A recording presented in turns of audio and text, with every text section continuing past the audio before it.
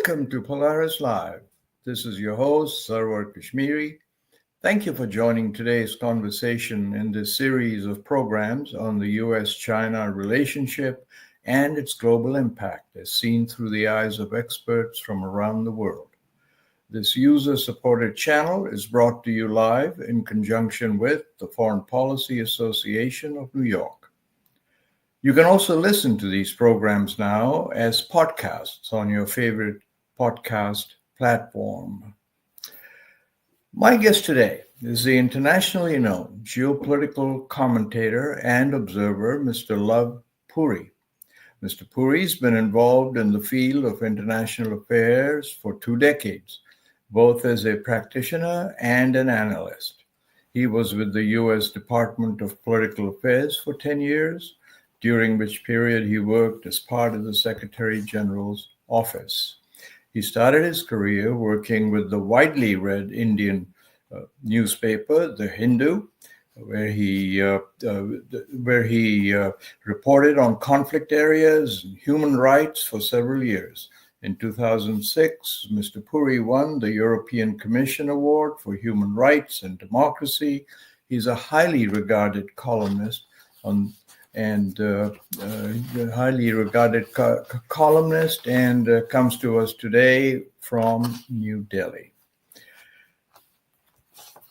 Puri, let me ask you, we are living through very, I didn't even say welcome, Puri, so welcome, Puri, to Polaris Live. I want to ask you, we live in troubled times, and the U.S. and Vietnam have had, shall I say, a tough history, to put it briefly. But this tiny country defeated the U.S. in its decades-long war, and you write that the Vietnamese have surprisingly little animus against Americans. Why is that? You've just returned from a trip from Vietnam. Yeah, first of all, thank you, Server, for having me here. At a time, which is like a lot of fluidity, everywhere across the world, whether politically speaking or, even in geoeconomics. Yes, I did. I had a few weeks of travel across Vietnam, also had like wide-ranging discussions, right from the people on the street, people who are like scholars on Myanmar, students, some academics.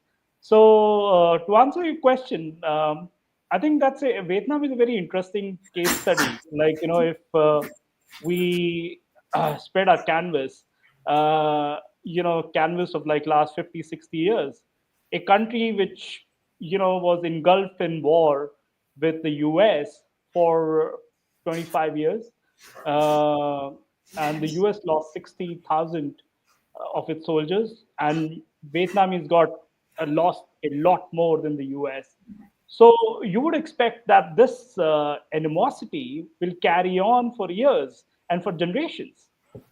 And, in other parts of the world where I have traveled and, where I've, studied the conflicts, this conflict, if there has been such a kind of conflict, just rages on for generations. But that's not the case in Vietnam. It's, over there,